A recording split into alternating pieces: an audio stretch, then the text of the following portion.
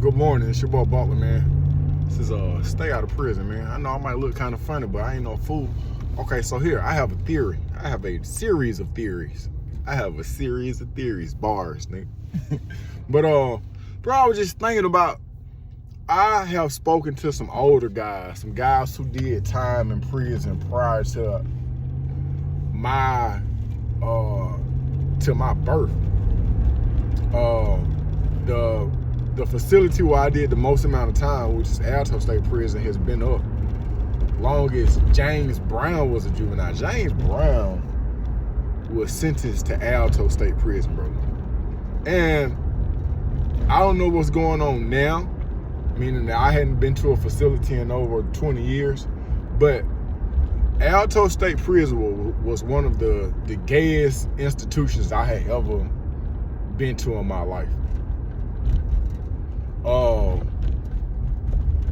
I seen individuals do some things there that I hadn't seen them doing in other places. Not to say they weren't taking place in other places, but back in the day, Alto was known as a real gay place. On the outside, on the streets, maybe it was a gladiator school. Maybe it was the Thunderdome. Maybe it was where real street dudes went. All that sound good, and it rhymes when you put it in music. But what I'm telling you, a first-hand experience, bro, is that the majority of the guys that was at that facility, they was homosexuals, man. And I did a report on this on one of my other pages, so I'm not gonna double report. But my theory is this, because then when I think about Atlanta, I'm born and raised here, bro. And I know some guys that I was in school with back in the 90s, they just kind of had like feminine ways. You can kind of tell that they was kind of, in their own little lane, so to speak. That was what it was. So then I started thinking about like where we at today and what's going on in society. And right now, man, Atlanta is known as like one of the for the black community, one of the homosexual capitals of the South, bro. Like, for real. So, with that being said, then I try to think about, well, back in the days, was it just not that many gay people? Or now are they just finally getting the freedom to express themselves, to be who they are? Maybe they was gay and they were just, under the covers with it. So I just started thinking about, I talked to a bunch of young ladies about the grape word, minus the G. And I talked to a young lady, bro, she's been raped by an uncle. A lot of people have been touched by family members. And then I started thinking about the history of this, like, where does this come from? But what I find is that a lot of hurt people, they hurt people. A lot of people who molest people, they've been molested themselves. A lot of the molesters have been incarcerated for molestation. A lot of people went to jail and then they come home and lo and behold, they may molest somebody else. So here's my concept. Here's one of my concepts. So I remember while I was incarcerated, bro, it was like a badge of honor to be the person who not initiated homosexual acts, but the individual who was the dominant or perceived dominant individual in homosexual act. Like, the mindset was that if I take it from you, then I'm not a homosexual. I don't know how they came up with this concept, but they'll be like, because this dude over here may be performing sexual acts and people might be coming over there to get straight or whatnot. They'll be like, oh yeah, he's a homosexual. But you're not a homosexual because you go over there and you interact with him. Then also, I learned that a lot of the tough guys, a lot of the guys that was doing the taking and doing the propositioning, they at one point in time during their bid, in the earlier days of their bid, they had been taken advantage of. So here we have a distinct display of the victim becoming the victimizer. So you will be walking the compound and you'll be like, oh, that's a big bad wolf right there. That's a big bad wolf. Then when I get with the big homie be like, oh, he's a big bad wolf right now, but he used to be a little lamb. This is no disrespect to any community. I'm just describing the scenery. So when I started looking at it, I'm like, bro, this a full-grown gorilla right here. This dude is taking what he wants from this individual and this individual. He like, yeah, I know, but what I'm trying to tell you is 8 years ago when wasn't none of y'all around here, he was the victimized. Now he's the victimizer. And after you do so much time, you start seeing the individuals that the victimizer who was the victim, the individuals that he's victimizing, they now start become the victimizer. Like, don't nobody remember that you was over here being a little lamb. Now you're a big bad wolf. So, in that aspect, I started thinking, I seen the video with a dude, he had to be, I'm 47, he had to been about 60 or 70 years old. But he spoke on taking the manhood of another man, as if he just sped up so I couldn't get by. Kudos to you, my guy. He talked about it like it was common, and then he joked about it like, man, I'll do something to you. And I was like, this is an old dude. So this whole homosexual thing in Chang, bro, it's not new. These people, decades, 20, 30, 40 years ago, them folks in Chang ain't doing the same thing. Then they came home. So what I'm telling you is this right here, is that the system don't rehabilitate, bro. And cause you went in there for being a sexual predator, that don't mean just cause you did your time, you come home, you're not a sexual predator. Some of these sicknesses are for life or to death. And just cause you did your time, that don't mean you're not attracted to what you're attracted to. It's just that simple. So you come home and let's just say you transition from victim to victimizer. Then you come home, you already psyched out in the head or traumatized, and you victimize your nephew or your niece. You see what I'm saying? You see where I'm going with this? What I'm saying is that in the state of Georgia, you have African American males being incarcerated at a horrific rate. Also, from my experience inside the prison system, I remember there was a time when you could relieve yourself sexually by way of touching yourself. And we could buy the magazines. We could buy like black, man, I forget the name of it. It was some good magazines, man, with Menage a Trois, Venom, Janet Jackson. That's how old I am. It just was a common thing. And then you can hustle. You can hustle up on stamps.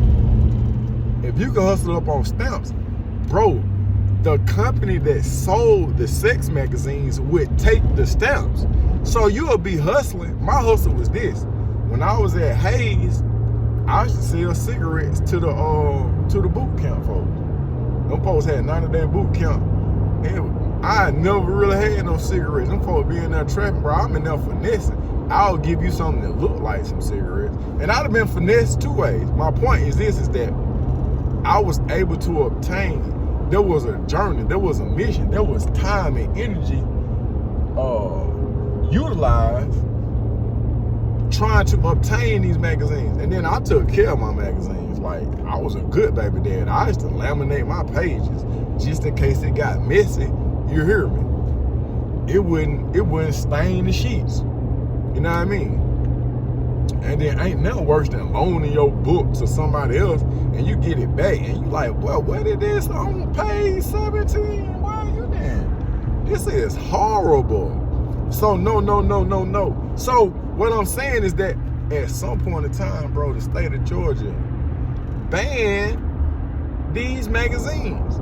For the life of me, I could not fathom why. Don't these magazines stop the graping from taking place? Cause if you into this magazine, bro, bro, they got that new Black Illustrator about to come out. It got the new stuff. Black Illustrator used to come with the real movie scenes. Oh, we didn't have no cell phones and chain gang when I was there. We had magazines and imagination. But what I'm telling you is that these magazines, man, these was the baby mamas. You heard me? So when you take these out, I don't understand why you take these out. Because it seems like you start to put your staff in danger. And I know you don't care about those individuals who are incarcerated. I don't like being by these big old trucks. I'm sorry, not between two of them. Man, you don't hop your. I don't like being between 18 wheelers. I'm sorry. So you put your staff at risk because I don't know if you ever got off by yourself, but after you get off, bro, you want to take a nap. You sleeping. Yo, it's time to eat and go to bed, man. You don't want no trouble. You want trouble. You just want to bathe. But then when you take the magazines, man, I don't know because I hadn't looked at the paperwork, but I want to go out on a limb and say that the raping and the molestation and the unlawfulness, it increased. Why would you take these out unless you had an ultimate plan? Maybe you just need to punish these guys. That's okay. But if they so filled with animosity and testosterone that they inflict pain and unlawfulness on your staff, hey man, fix that problem. Why would you do that? So now let's go to today. Let's take somebody like, I ain't gonna even step. Yeah, I am. Let's touch on Diddy. Let's touch on Diddy from the aspect of he gonna be alright in prison, bro. This is why I say that. Diddy is all this is alleged information, and this ain't no Diddy post. I'm just saying, but his mentality. I've been around people like that. No, I have never brushed shoulders with a billionaire. Millionaires, yes, quite a few.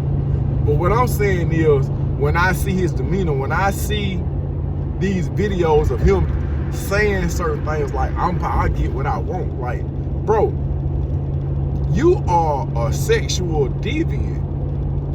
And I think the power, you got the ad-libs of a booty bandit is what's going on. You gonna fit in very well, cause you're a taker. You're a taker. All alleged. But what I'm saying is, from what we see, you're an aggressive individual and you're a cross. See, I can't be, I'm not attracted to men. If I was, I would be with one. Then if I was, I could not take something from another individual. That's male or female. If I got to take it, bro, I ain't attracted to it no more. My mind just started doing prison math. So I could never take it. But an individual that would, and this speaks to the mindset of an individual who will, put something in somebody's drink or drug somebody or take advantage of somebody to a point where you get to have your way with them. Bro, that's a different kind of mindset. Although verbs and nouns conjugated in an effective manner could be or could cause one to have a drug life euphoria. Young Pippin spit linen to the young women. You heard me? Seriously though. So an individual that'll take advantage and just continuously effing people around, I'm not even talking about from a sexual aspect, I'm talking about from a monetary value and just from a moral perspective. You're a habitual violator. You have been misleading and lying and violating for decades. You're a different kind of individual. But what I'm saying, I don't know his background, he'll fit right in. That's the side note. Come back to the original point. The original point is that homosexuality is on the rise. And I know Trump just got back in office and he about to do all this stuff, but let me tell you something. You ain't stopping nothing that these folks got going on. And if my equation has any type of air or legitimacy, it's going to continue to grow. Because if some form of any percentage of homosexuality in the state of Georgia or the city of Atlanta or the South or the United States is impacted by any form of incarceration, then those numbers are about to increase. The reason being is because the state of Georgia just got a couple of dollars, 1.5 billion exact, to build more prisons. The state of Georgia does not have conjugal visits. There is no interacting. And they do have cell phones. They're not legal, but some people in chain gang do got cell phones, so the imagination is what it is. But you got some people that just gonna swing that way. They gonna swing that way. Hurt individuals hurt individuals. People still end up getting taken advantage of. Those people come home and they take advantage of other people. There's no true rehabilitation that's take place. But what I'm telling you is this, and don't forget this, underline this, man, a lot of people was forcing the homosexuality. Yeah, a lot of people that I know right now force homosexuality. And it's a hidden code. It's a hidden code that, you know, I know you was a homosexual in chain gang, and we come on the streets, I ain't supposed to say nothing. I'm supposed to just let that fly. And now I understand the seriousness of the situation, because a couple of years ago, I had a misunderstanding, bro. And the misunderstanding wasn't even with me. Like, I was with somebody, and one of their loved ones was interacting with somebody. When I seen the dude, I was like, man, I know this dude from somewhere. I said, he look familiar. I ain't never known him to have no interaction with no, but in the back of my eye, I was like, yes, I remember something, but I ain't quite sure. So when we was talking, mind you, I'm cool with this individual, so we talk. And she know some of the stuff I say, and she knows some of the stuff I don't say. And when I was around the individual, she was just kind of looking at me. I was like, why you looking at me like that? She was like, you know exactly why. Because when we would be out in public and we would see some of my old partners, I would be like, it seemed crazy. She was just like, it was like, at some point in time, we was interacting. I was like, don't nobody smoke behind shouting. You know what I mean? She was like, why? I was like, cause he kissed a frog. He kissed a frog. So that was just the only one thing. And then we would see people out in public, like, you was such and such. She was like, yeah, I can tell he used to kiss the frog. So when we interact with my man and he not in our presence no more, I feel her just looking at me. But I'm not gonna say nothing, because I ain't trying to cross the code. I ain't trying to, you know what I mean? So she just sitting there, and I started talking about something else, like, hey, the weather is nice. She is just sitting there, she is just looking at me. Why are you looking at me? She say, did he kiss the frog? I say, I never seen him kiss no frog, but let me check. You want me to check? I check. Call me a sucker for being in whatever I was in, you're in a relationship or pillow talking or whatever it is, but this is an individual that I'm sharing meals with. I'm sharing the same house with this person, so it's certain thing, bro. You know, prison code is what it is. I ain't no street dude, bro. I'm sharing the truth with a person who I share meals with. I'm splitting bills with. So I say, word come back. I put out an APB to the big homie. Word come back. Hey man, this dude here, he ain't never kissed a frog, but he used to get his frog kiss.